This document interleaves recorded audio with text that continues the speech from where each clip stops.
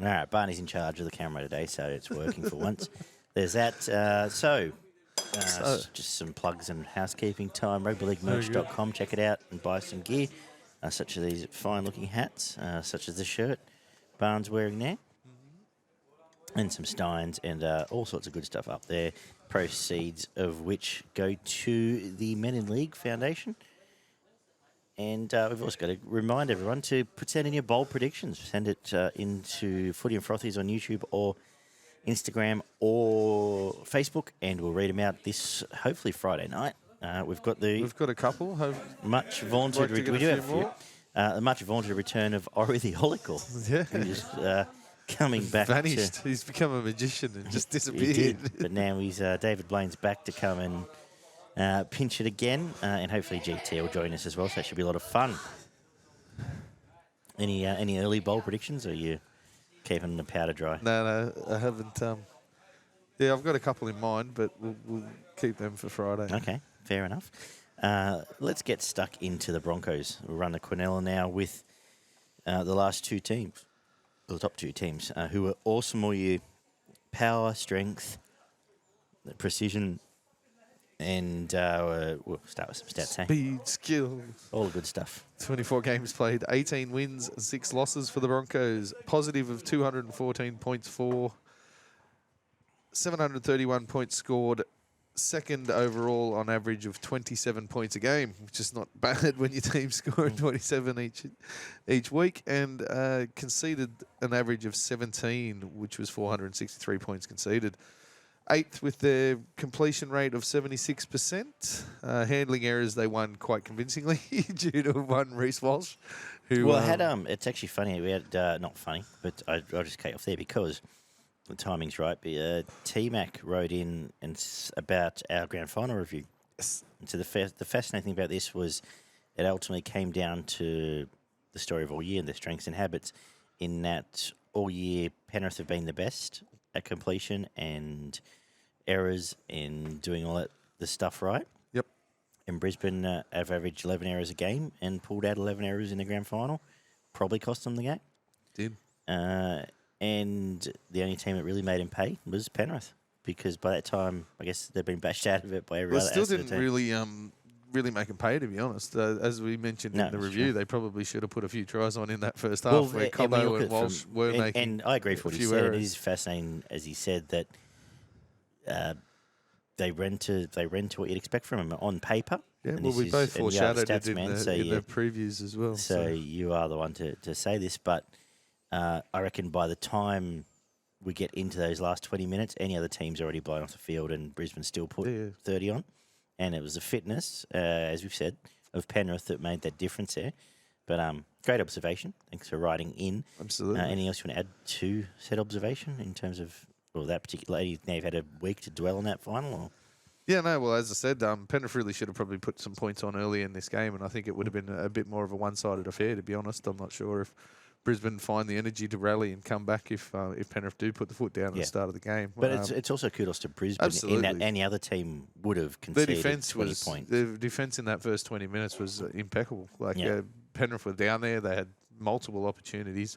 Probably weren't throwing the exact shape at the Broncos that they would have liked, but they got turned away time and time again. And Brisbane did go out of their way, sort of shoot themselves in the foot in that first 15, 20 minutes. And if they cleaned that up, it could have been a completely different game. So yeah, because you saw when Brisbane did get on the front foot and get on the roll, they gave Penrith plenty of problems. So. Exactly. Keep going. 100%. No worries. They're pretty good in the discipline areas in penalties conceded. Obviously not so much with the errors, but penalties conceded. They were 13th overall, missed tackles 15th overall, so they're right down the bottom of the list, which is obviously what you want on the defensive side of things. Line break assists 15. They were 5th overall. Try assists 5th overall. Offloads are actually 3rd overall, which it wasn't something that stood out to me for a big part of the season, but that came off the back of Payne Haas, who...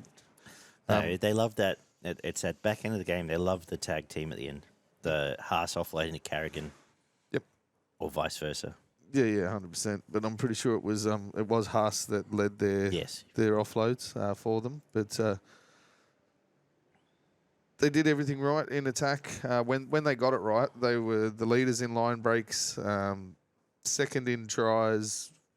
First in tries, second in goals, fourth overall in points.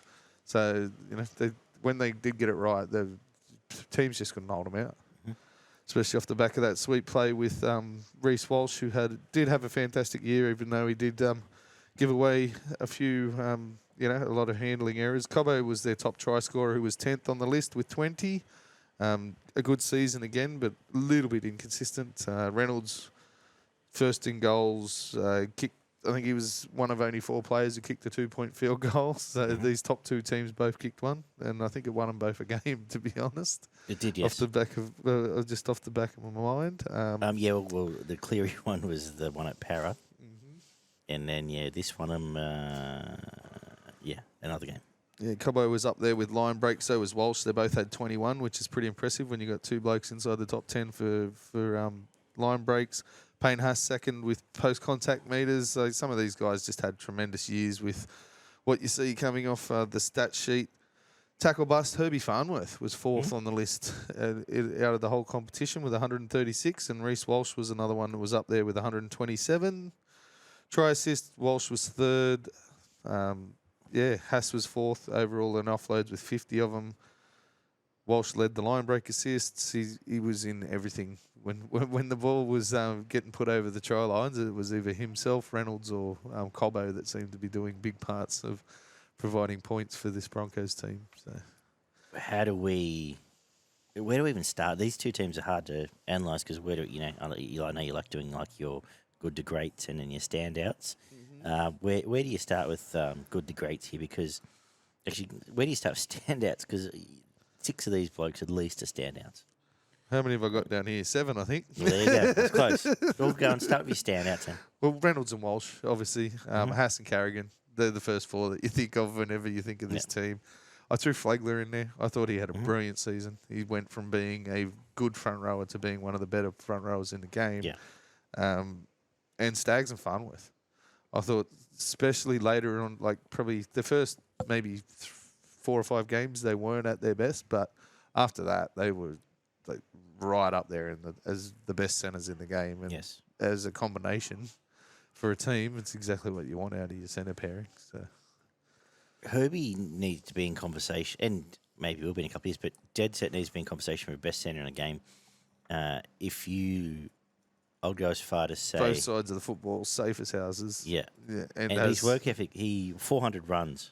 He matched Payne Haas in run output. And beat him in run meters, and I know it's their job to do that, but he's probably an underrated star of this year in that tackle bus, led the tackle bus. Offloads. He did 30+ offloads as well, which is high up in the competition. Just a phenomenal breakout year on the back of a good year last year. Yes. He's a loss here, like a big loss. I think so, yeah, 100%. We may as well keep going. The guy we just talked about, then Payne Haas, for 25 years, let's say for 30 years since I can remember watching football and watching it live, for years I always said that Shane Webke, Petro were the best props I've seen in the game. They couldn't do the stuff Payne Haas does. No. Simple as that. Chief early on. I'm trying to think of the other ones I would put in the top 5. Lazarus. In more recent times, no one can do what Payne Haas does and do it for as long as Payne Haas does and keep doing it. And we said we've been in the show, we're going to have 50 year next year. We're waiting for his arms to fall off or his shoulders to pop out or his legs to not work. The battery just to stop. Short circuit. Exactly. Yeah. So that's the machine. We're still waiting, but he keeps pumping. going, and he's far and away the best prop in the game, and it probably is if he's not already the best prop I've ever seen. So, amazing. Can't say enough about him. Pat Carrigan fell in love with him at Magic Round last year. Yeah. And you just want to play when you see live. You just go, this bloke is a star. I think they played on the Friday, and we didn't stop hearing about him for the next 6 months. But just, we're still talking about him today. The stuff he did, but there's just stuff live, like his cover stuff. He does the stuff Yo does. He does all that stuff. Yep. I don't want to say better than you because it's disrespectful, but his service is so clean as that linking player. He's being in the right spot at the right Footwork's time. tremendous. His footwork in the line, it's just he is outstanding. And as we saw this year, he gets moved on edge, and he's now the best. He was the best back rower in the game For about 3 weeks. for when the they best parked second him rower in on the the game for a second couple row. of weeks as well. Yeah. So I'm glad he got his chocolates in being named in the Lock of the Year and also the Australian team as such. Any thoughts on them? See you, mate. No, mate. That was everything you mentioned and more. Those guys were brilliant. They were the 1-2 punch through the middle of the field that you just saw week in, week out. The Harrigan run, Haas run, and then probably at the back end of the set, another one. They'd have another crack at it somewhere, whether it was trying to provide an offload or roaming a little bit wider to try and get through the centres and provide something for the outside men. Flegler for mine was probably the biggest improver in this team. Went from, as I said, a good front rower to one of the better ones in the game by the end of this season. He's the impact he has with the ball and the way the lines he runs as a front rower are brilliant. Yep. Scored a couple of nice tries during the year.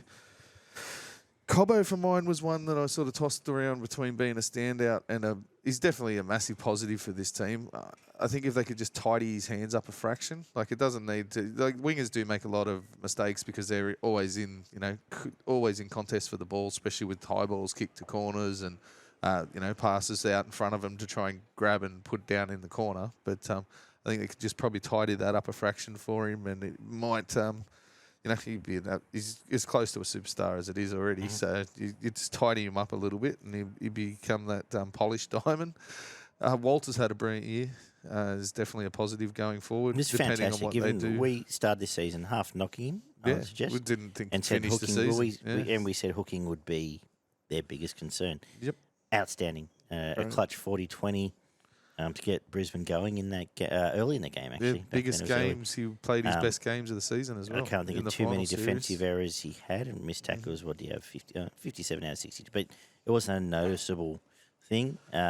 His service, one or two games and again, we raved about Wade Egan before, but his service close to the line was very, very good. At bringing his forwards onto the ball. Tristan Saylor, I think, is a very big positive, but they've got to find a spot for him and where they want him to fill in to this position. Jesse Arthurs, the back end of the year was brilliant. He's pretty much now looking at being, he'd probably be second pick because they'd be picking Cobbo on a wing, but I don't think they look anywhere else for another winger now. What he put in at the back end of this year for the Brisbane team.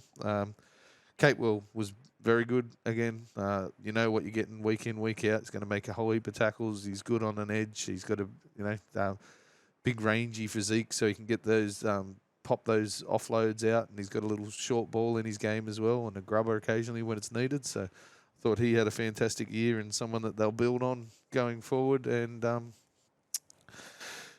the question marks for mine is just what we mentioned in the review show too. It's the bench rotation. Every team in the comp's got issues around the bench rotation and what they do, except for probably the team that won the comp. And the Paliasia, while he had destructive games and was very good at different times, there was also games where he was pretty much non-existent. You can throw Piacora in there as well. Mm-hmm.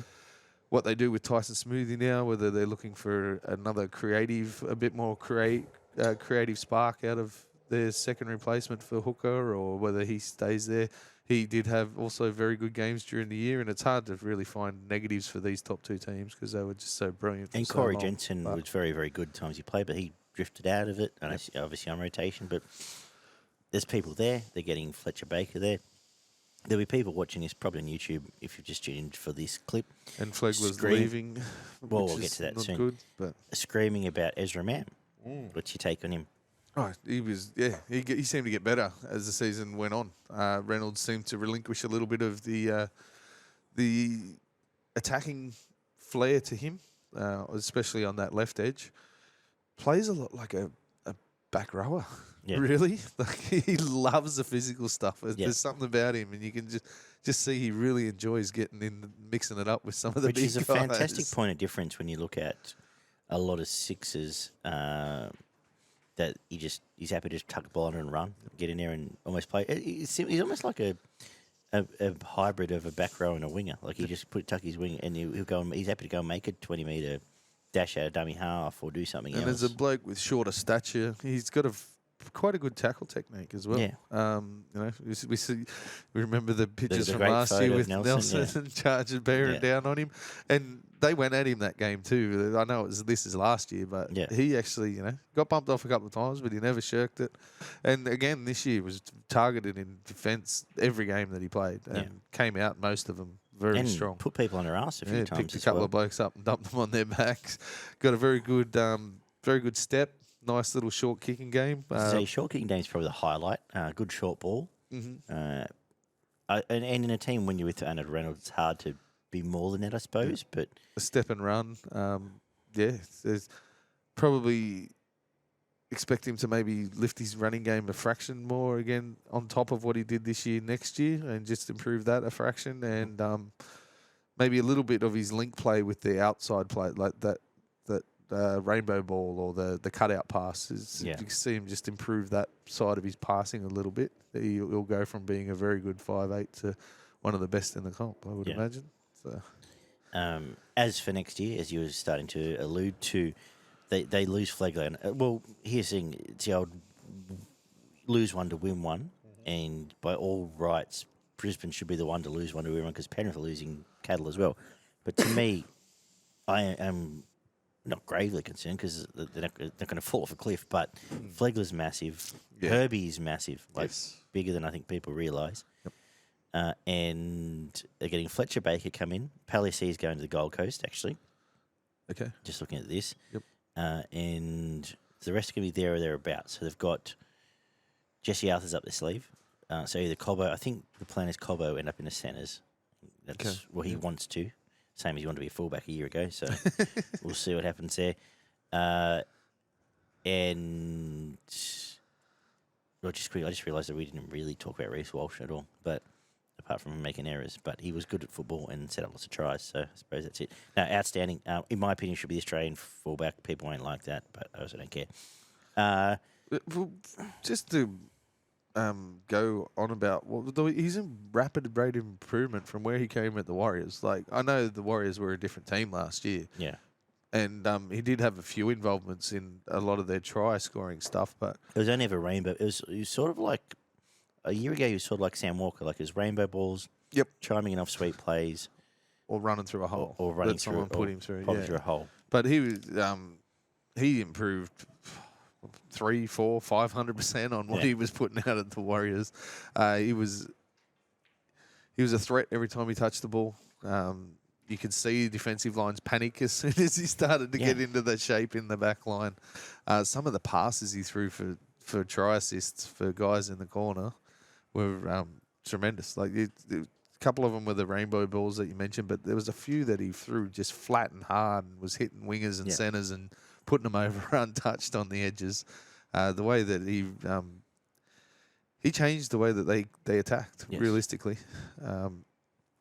Reynolds did a lot of the direct stuff in and around the middle of the field, but as soon as it got sort of that one pass outside of the ruck play, everyone was looking for Walsh. Yeah. The scary thing about him, and we talked about how he took the error count and everything else, but all those, I would say, out of the 50-odd errors, 30 of them were trying to put points. I was always trying to, probably higher, actually, to be honest. Yeah, there might have been a couple of bombs that he dropped here and there, but 70% of the time it was him trying to put points on the board. Yeah. If it's not a year, if 2 years, if he keeps his pace, he's either going to not be pushing those passes or he's going to be getting it right. He's going to get his timing right, and that's even scarier because if you add out of 70% of 50, if you add 40, add 40 more try assists to his tally, it's pretty fucking scary. The fact that he never stopped trying it as well. It's like he never let it get to him. He just, and if you're clever, you're telling him another crack. You should be. That's the first thing you tell him, mate. Keep having a crack. And we've said it all season. Well, I've said it all season. That the day's going to come where all that stuff's going to come off, and he's going to put on 8 try assists in the game, and it's going to be everyone's going to be losing their minds. One of the best performances anyone's ever seen. Yeah. But even this year, he put out some of the games he played this year were as good as anything you'd seen from anybody. In recent memory, to be honest. So there was 3 or 4 performances that were just A grade, like as good as you've ever seen. Yeah. So in terms of next year, they've re-signed Carrigan. They've nailed him down for long term. I believe Ezra Mams agreed to terms on long term. Payne Haas, another 3 years. They've re-signed Tristan Saylor for another year and Jesse Arthurs for another 3. So he's obviously in their long-term plans. And Reece Walsh is on, I think, came back on a 4-year deal or something similar. So a big chunk of what we see is going to remain the same. But as I said earlier, when you take those couple of pegs out, it's almost a level away. But then I guess the flip side of that argument is who else has found it going to find a level up next year. So Reynolds is another year older. And it's just another year older for him. Does take knocks every sort of second or third game. He's he goes and sits down for 10 or 15 minutes. Well, it's almost to the stage where he now plays quarterback.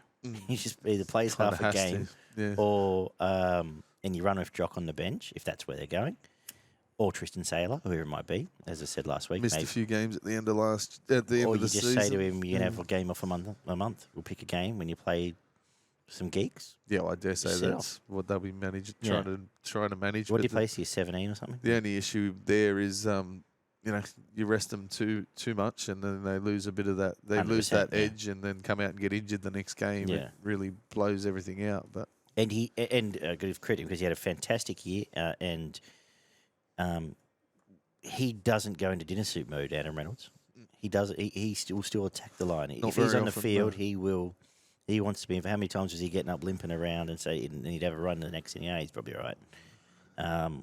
Whereas, and he could because he's got his. He generally doesn't until they're in cruise control. Yeah, like when it's well and truly won, you will see him back off and just sort of catch and pass to the outside and kick. But most in fairness of the time, as well, I just wanted to actually say, I can't think of too many players that do go dinner suit mode anymore. No. Generally, unless DC's far from dinner suit these days. Moses doesn't, he's not dinner. Obviously back end of games and stuff, it's one thing, but I don't want to feel like I'm saying there about that anyone else does do that because I don't think it happens too much. No, it doesn't. So next year, back to all that. What's your final takeaway from it? Oh, they'll be in and around it again. Top 4, can they win a comp? Top 4, yes. They can win a comp. Absolutely, they can. Going to rely on keeping the forward pack healthy for the majority of the year because that's probably one of their biggest assets. And then, obviously, you're looking at the likes of Staggs, Cobbo, and Walsh as being the head of the spear, the guys that are the ones that are creating a lot of opportunity and points out wide. So, it always relies on suspension and fitness of a squad, but. Yeah, no, I honestly think that they can challenge again and wouldn't surprise me if they're back here in the grand final again next year. Next year's also, I think, got to be the year they get Tristan Saylor up and going. Yeah, where he's going to fit. What is he, 98? What's that, 20, 25?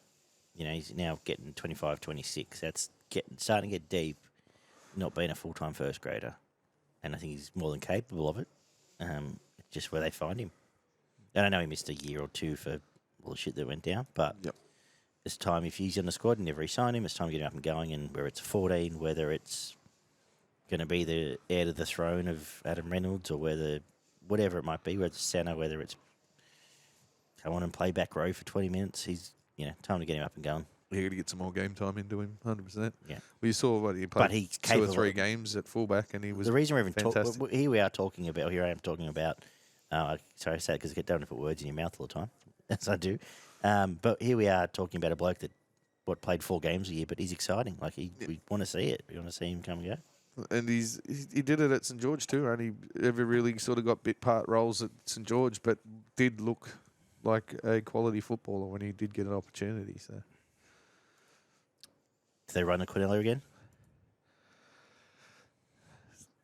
It depends on who they bring in to replace Flegler and Farnworth. I think they are the 2 biggest questions of what happens there and the way that they do structure their rotation on the bench because there was last year it was notable of whenever Carrigan and Haas left the field, the forwards just completely dropped off. Didn't happen this year.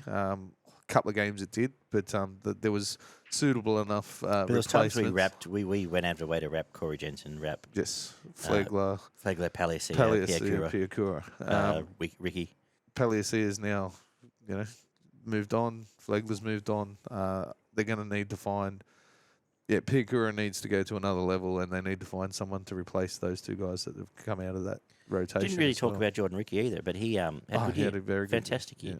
Don't say slightly better, but same mould as Jackson Ford, like a great hole runner. Yep. Physical, doesn't let you down defence too maybe often. a fraction more athletic than Yeah. Ford. Probably got a little and bit more upside. A bit more lateral movement and probably an offload that you don't see that often out of Ford. But, yeah, absolute athlete, does plenty of work.